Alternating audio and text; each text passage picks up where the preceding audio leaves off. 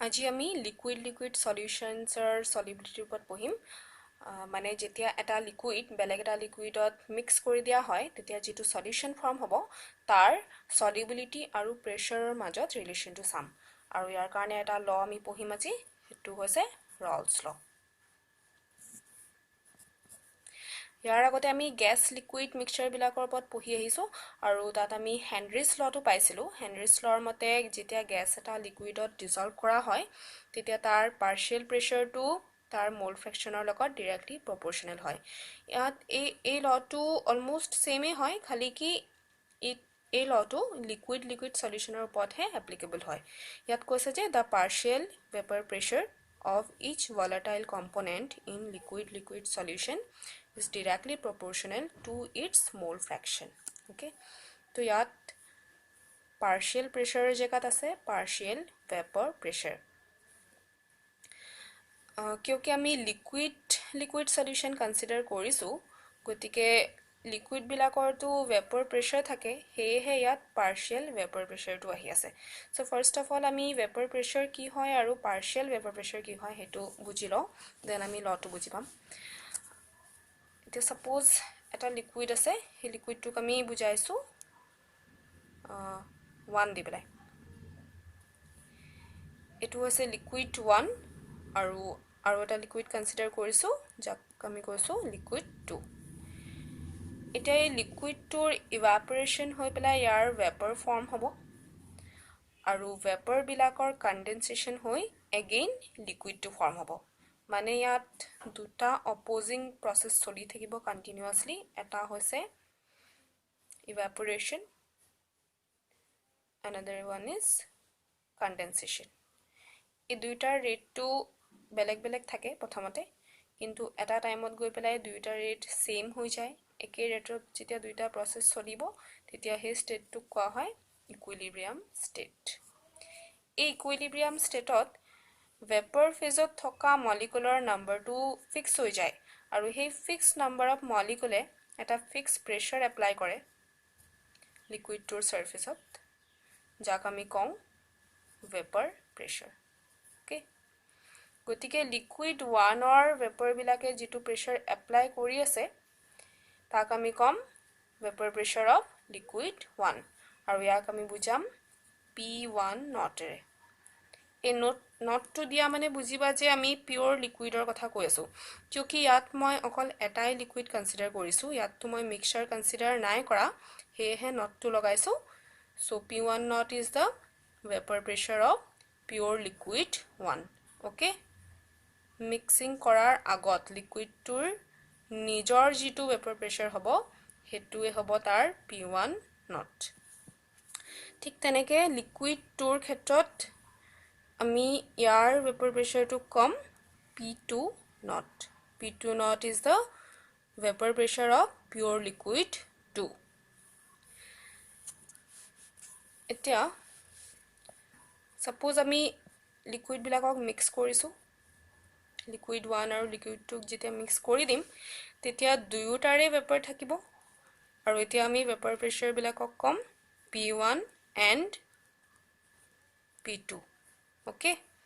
এইবিলাক হৈছে আংশিক চাপ P1 হৈছে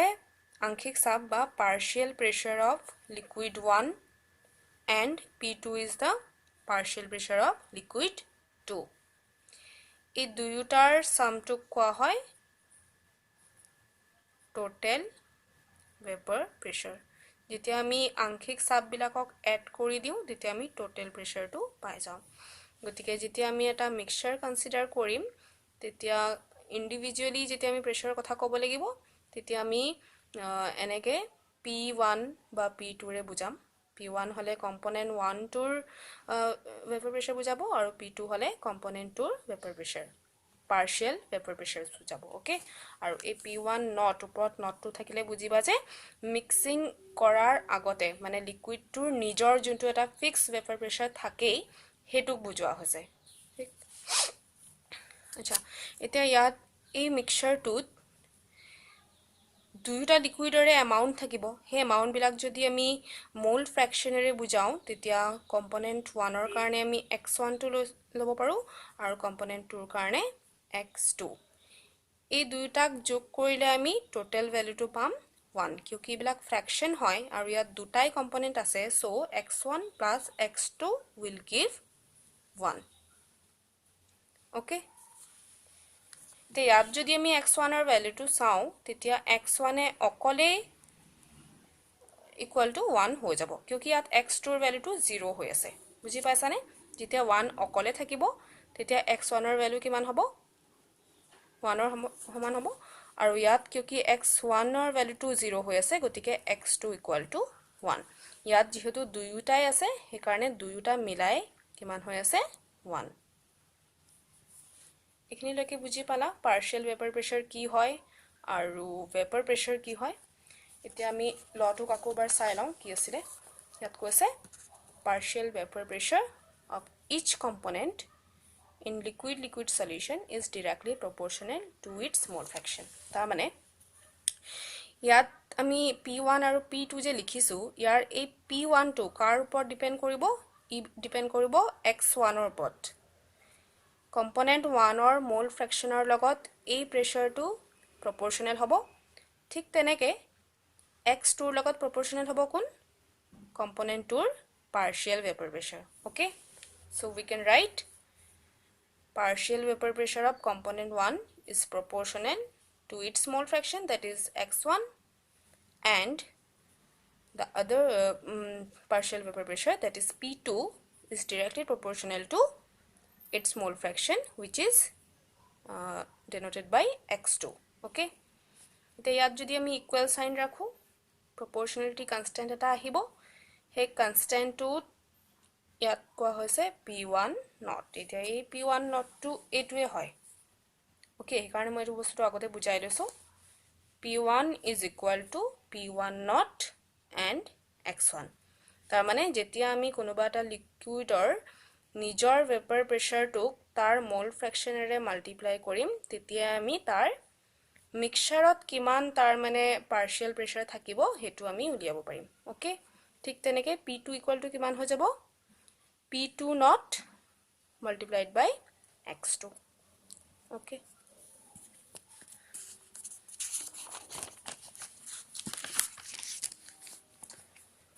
now according to Dalton's law class 11 ত এটা ল পাইছিলা যাক কোৱা হৈছিল Dalton's law এই Dalton's law মতে total vapor pressure to আংশিক চাপ বিলাকৰ যোগফলৰ সমান হয় গতিকে ইয়াত আমি partial vapor pressure বিলাক পাইছিলো p1 আৰু p2 কিয়কি আমি দুটাই কনসিডাৰ কৰি আছো তিনটা কনসিডাৰ কৰা হলে আমি p3 ও লিখিলো হয় গতিকে total vapor pressure to যেটো আমি লিকুইড কনসিডাৰ কৰি আছিলো তাৰ হেই লিকুইড মিক্সচাৰটোৰ ওপৰত যিমান pressure total vapor pressure to আহিব সেই total vapor pressure to p1 plus p2 ৰ সমান হ'ব okay ঠিক আছে এটো then from Rawls law we know that p1 is equal to p1 not x1 and p2 is equal to p2 not x2 এটা মই বুখাই দিছো ইয়াত আৰু x1 plus x2 mole fraction বিলাক এড কৰিলে কিমান পোৱা যায় 1 পাও গতিকে x1 যদি ৰাখো ইফালে 1 minus x2 হ'ব মানে ইয়াত তো দুটা মোল ফ্ৰেকশ্যন আছে কিন্তু আমি যদি গুটে ইকুৱেশনটোত অকল এটাই মোল ফ্ৰেকশ্যন ৰাখিব বিচাৰো অকমান যদি ইয়াক সিম্পলিফাই কৰি দিব বিচাৰো তেতিয়া হলে আমি x1 ক আতৰাই পেলাই 1 minus x2 লিখিব পাৰো বা তোমালোকে x2 আতৰাই 1 minus x1 ও কৰিব পাৰা সেম টাইপৰ আমি এটা ইকুৱেশন পাম ইয়াত মই 1 minus x2 কৰিছো মানে মই 2 নম্বৰ কম্পোনেন্টৰ মোল ফ্ৰেকশ্যন হে ৰাখিব বিচাৰিছো গতিকে ইয়াত মই পাম p1 not into x1 ৰ জাগাত 1 minus x2 plus এটো সেম আছে আৰু ইয়াক সিম্পলিফাই কৰি পেলাই এটো পাইছো এটো তোমালোকে নিজে ইয়াৰ এই স্টেপ কিটা তোমালোকে নিজে কৰি চাবা এটো কৰি চালে গম পাই যাবা এটো কেনেকে পাইছো p1 not plus p2 not minus p1 not multiplied by mole fraction of the second component okay ইয়াত যদি তোমালোকে x1 টোক x1 এ কৰি ৰাখা কিন্তু x2 ৰ জেগাত যদি 1 - x1 কৰি দিয়া তেতিয়া হলে তোমালোকে অকনমান ডিফাৰেন্ট পাবা x2 নোপোৱা x1 পাই যাবা কিন্তু ইকুৱেশনটো সিমিলাৰ হ'ব ওকে এটা ইয়াত আমি এটা ইকুৱেশন পালো p total equal to this তুমি ৰাউলছ ল টো এপ্লাই কৰি পেলাই পাইছো আৰু ইয়াৰ আমি গ্ৰাফিক্যাল ৰিপ্ৰেজেন্টেশনটো এতিয়া চাব লাগিব আৰু বুজি ল'ব লাগিব কেনেকৈ কৰে এটো so now we are going to draw graphical representation of Raoult's law তো ইয়াত আমি x axis ত mole fraction টো লম আৰু y axis ত vapor pressure লম ওকে The equation to পৰা চাই প্ৰথমতে আমি বুজি ল'ব পাৰো যে vapor pressure versus mole fraction of one component আমি কেনেকুৱা টাইপৰ গ্ৰাফটো পাম এটো y ইয়াত x y equal to mx plus c তাৰ মানে আমি এটা straight line পাম কিন্তু straight lineৰ slope টোৰ ভ্যালু কিমান হ'ব এটো কিউকি এটো m ৰ ভ্যালু বুজাব p2 not minus p1 not এটা স্লোপ টু পজিটিভ হ'ব নে নেগেটিভ হ'ব হেতু আমি এনেকে ক'ব নোৱাৰিম কিউকি আমি নাজানো যে p2 নট টু ডাঙৰ নে p1 নট টু ডাঙৰ হেতু আমি জেনেকে এজিউম কৰিম তেনেকৈ হ'ব তে চাই লবা ইয়াত মোল ফ্ৰেকশন লৈছো ইয়াৰ লেফট সাইডে x1 আৰু x2 কিউকি মিক্সচাৰটো দুটা কম্পোনেন্ট আছিল গতিকে দুয়োটাৰে মোল ফ্ৰেকশনটো আমি ইয়াত শো কৰিম ইয়াত ধৰি লৈছো যে এইটো পইণ্টত x2 0 এটা ইকুৱেশনটোত আমি কাক ৰাখিছো x2 কে ৰাখিছো তাৰ মানে আমি x এক্সিছত আমি লেফটৰ পৰা ৰাইটলে x2 টোৱে বাহি যাব গতিকে একেবাৰে এক্সট্ৰিম লেফটত কি হ'ব x2 0 আৰু এক্সট্ৰিম ৰাইটত x2 মোল ফ্ৰেকশনৰ ম্যাক্সিমাম ভ্যালুটো কিমান হয় 1 ঠিক আছে সো লেফটৰ পৰা ৰাইটলে কম্পোনেন্ট 2 ৰ মোল ফ্ৰেকশনটো ইনক্ৰিজ হৈ গৈ আছে যদি x2 বাহি যায় x1 টো obviously কমিয়ে যাব যেতিয়া গুটেই মিক্সচাৰটোত x2 ৰ ভ্যালুটো 0 হৈ যায় তেতিয়া কাৰ মোল ফ্ৰেকশন থাকিব অকল 1 ৰে থাকিব আৰু মোল ফ্ৰেকশন 1 ৰ যেটো ভ্যালু হ'ব হেতু হ'ব কাৰ সমান 1 ৰ সমান ওকে আৰু ৰাইটলে যোৱাৰ লগে লগে এই 1 টো কমি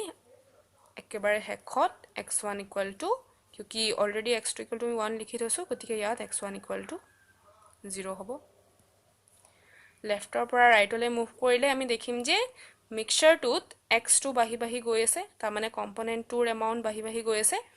আৰু কম্পোনেন্ট 1 ৰ এমাউন্টটো কমি হেখত গৈ 0 হৈ গৈছে এই পইণ্টটোত ইয়াৰ যোনটো কম্পোজিশন হেতু মন কৰা এই কম্পোজিশনটোত মিক্সচাৰটোত অকল কোন আছে কম্পোনেন্ট 1 হে আছে কিউকি ইয়াৰ মোল ফ্ৰেকশনটো 1 ৰ সমান দেখুৱা হৈছে আৰু ইয়াত কম্পোনেন্ট 2 প্ৰেজেন্ট নাই ঠিক তেনেকে ইয়াৰ যোনটো কম্পোজিশন তাত কোন আছে অকল কম্পোনেন্ট 2 হে প্ৰেজেন্ট আছে ঠিক এতিয়া আমি y axis লৈ যাও when the solution contains only component 1 then the vapor pressure will be equal to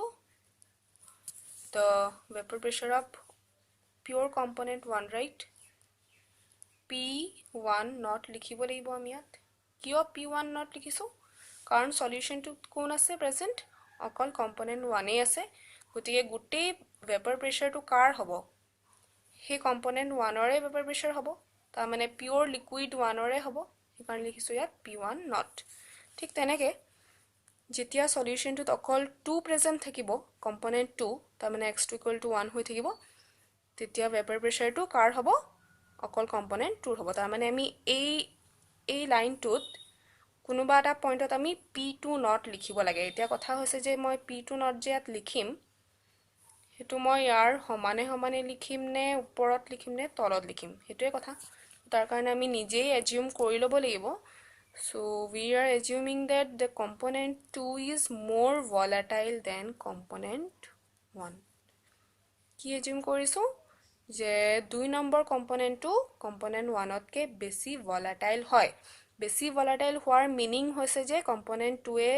বেছিকে ভেপাৰ প্ৰডিউস কৰে ওকে বেছি ভেপাৰ প্ৰডিউস কৰিলে কি হ'ব তাৰ যেটো নিজৰ ভেপাৰ প্ৰেছাৰ তাৰ ভ্যালুটো কম্পোনেন্ট 1ৰ নিজৰ ভেপাৰ প্ৰেছাৰতকৈ বেছি হ'ব হয়নে since component 2 is more volatile so its own vapor pressure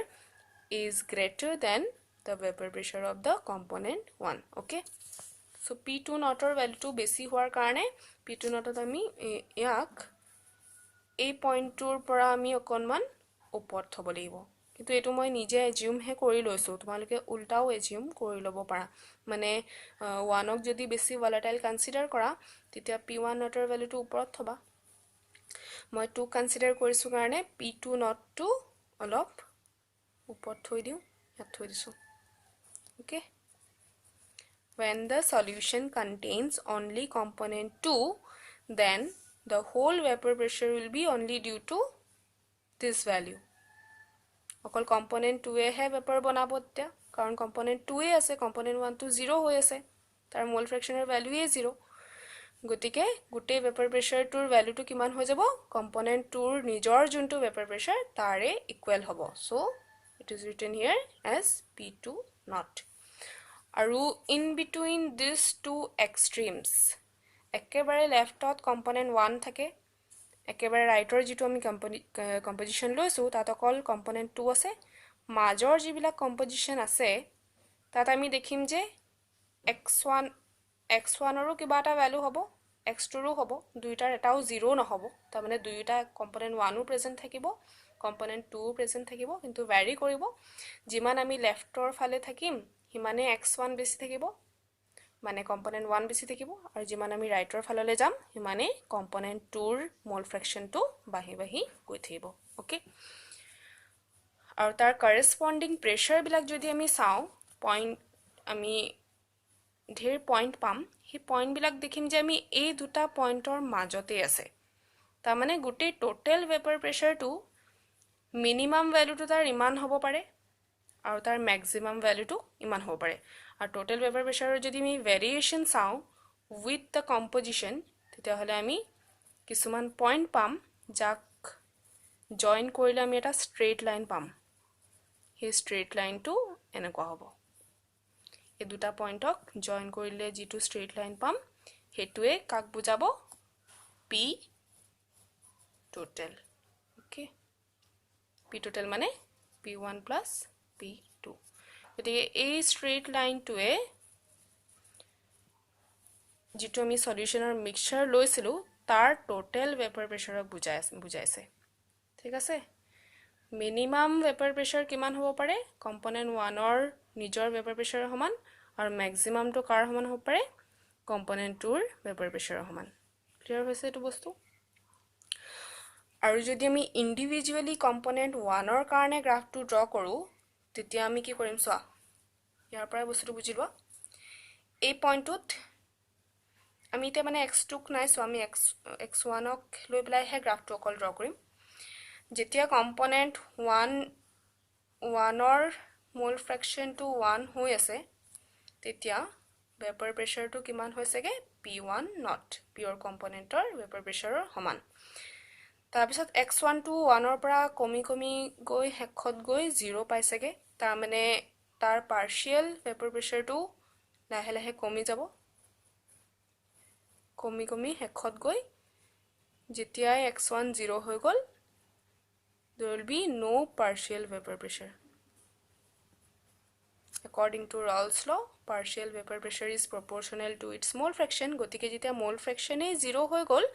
তেতিয়া হে partial vapor pressure টো গৈ গৈ কিমান হৈ গল 0 হৈ গৈছে ঠিক আছে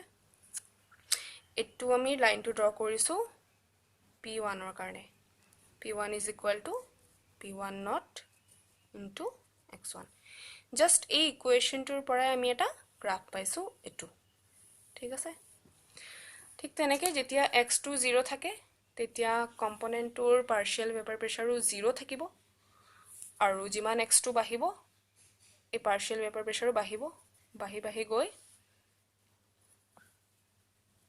ই এটা টাইমত গৈ p2 নটৰ সমান হ'বগে কেতিয়া হ'ব যেতিয়া x2 ৰ ভ্যালুটো 1 হৈ যাব মানে গোটেই সলিউশনটো অকল কম্পোনেন্ট 2 এ প্ৰেজেন্ট থাকিব ঠিক আছে এতিয়া যোনটো লাইন ড্ৰ কৰিছো সেই লাইনটোৱে p2 ক বুজাব p2 মানে partial vapor pressure of component 2 and this is equal to p2 naught into x2 আচ্ছা এতিয়া এই গোটেই গ্ৰাফটো হৈছে Rawls law graphical representation এটো তোমালোকে ভালকে প্ৰ্যাকটিস কৰিব লাগিব I hope তোমালোকে বুজি পাইছা ট্ৰাই কৰিবা এটো অকমান বুজিবলে ৰিপিটেডলি ভিডিওটো চাই থাকিলে সগে বুজি পাই যাবা প্ৰথমতে অকমান কনফিউজন হ'ব পাৰে কনফিউজিং হয় অকমান বস্তু আচ্ছা এতিয়া ইয়াৰ আমি যোনটো ইকুৱেশ্যন পাইছিলো ইয়াৰ পৰা যদি আমাৰ পাৰ্শিয়াল প্ৰেছাৰৰ গোটেই ডাটা বিলাক থাকে তেতিয়া আমি সলিউশনৰ কম্পোজিশনটো গম পাই যাব পাৰিম তোমালোকৰ এনেকুৱা নিউমেৰিকেল আহিব পাৰে যত নেকি এবিলাক ভ্যালু দিয়া থাকিব p1 not p2 not এবোৰ দিয়া থাকিব তাৰছত কব যে লিকুইডটোৰ হে লিকুইড মিক্সচাৰৰ কম্পোজিশন উলিওৱা মানে বুজিবা যে x1 ৰ ভ্যালু উলিয়াবলে কৈছে আৰু x2 উলিয়াবলে কৈছে ভ্যালু তো ফাৰ্স্ট অফ অল তোমালোকে এবিলাক ভ্যালু পুট কৰি পেলাই এই ইকুৱেশ্যনটো ইউজ কৰি x2 উলিয়াই লবা আৰু x2 উলিয়ালে x1 টো উলাই যাব ইয়াৰ পৰা ওকে সো এটো হৈ গৈছে লিকুইডৰ কম্পোজিশন আৰু এটা কোৱেশ্চন হ'ব পাৰে হেতু হৈছে ভেপৰ ফেজৰ কম্পোজিশনটো ভেপৰ ফেজৰ কম্পোজিশন মানে তাক আমি বুজাই আছো y1 আৰু y2 ৰেতে ভেপৰ ফেজৰ কম্পোজিশন কি হয় সোৱা এই ডায়াগ্ৰামটো চাই লোৱা ইয়াৰ সলিউশনৰ ভিতৰত যে লিকুইড বিলাক আছে হে লিকুইডৰ এমাউন্ট বিলাক আমি কিহেৰে বুজাইছো x1 এৰে আৰু x2 ৰে গতিকে x1 আৰু x2 এ লিকুইডৰ কম্পোজিশন বুজাব আৰু ইয়াত যে ভেপৰ আছিল হে ভেপৰটো মলিকুল আছে লিকুইডটো ইয়াত ভেপৰ ফেজত আছে আৰু ইহঁতৰ যদি আমি মোল ফ্ৰেকশনটো চাও তাক আমি বুজাম y1 আৰু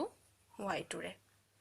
গতিকে y1 আৰু y2 এ ভেপৰ ফেজৰ কম্পোজিশনক বুজাব আৰু x1 আৰু x2 এ লিকুইড ফেজৰ কম্পোজিশন বুজাব ঠিক আছে সো যদি তোমালোকক ভেপৰ ফেজৰ কম্পোজিশন উলিয়াবলে কয় তেতিয়া হলে তোমালোকে হে ডেল্টনছ লৰ পৰা আমি এটা ফৰ্মুলা এটা পাইছিলো যে partial pressure is equal to mole fraction into total pressure এটো ফাৰ্স্ট ইয়াৰ বুকতে আছে যিকোনো এটা কম্পোনেন্টৰ পাৰ্শিয়াল প্ৰেছাৰটো তাৰ মোল ফ্ৰেকশন আৰু টোটাল প্ৰেছাৰৰ প্ৰডাক্টৰ সমান হয় গতিকে যদি তোমাক মোল ফ্ৰেকশন উলিয়াবলে কয় কিন্তু এই ফৰ্মুলাটো গ্যাসিয়াস ফেজৰ কাৰণে হে এপ্লিকেবল হয় গতিকে আমি তো লিকুইড ফেজৰ কাৰণে এপ্লাই নকৰো তো যেতিয়া আমাক ভেপৰ ফেজৰ কম্পোজিশন উলিয়াবলে ক'ব তেতিয়া হে এপ্লাই কৰিম so y1 will be equal to partial vapor pressure divided by p total and y2 কিমান হ'ব p2 by p total ঠিক আছে এনেকে x1 x2 উলিয়াবা এইটো ফৰ্মুলাৰে আৰু এই দুটাৰে y1 আৰু y2 উলিয়াবা ওকে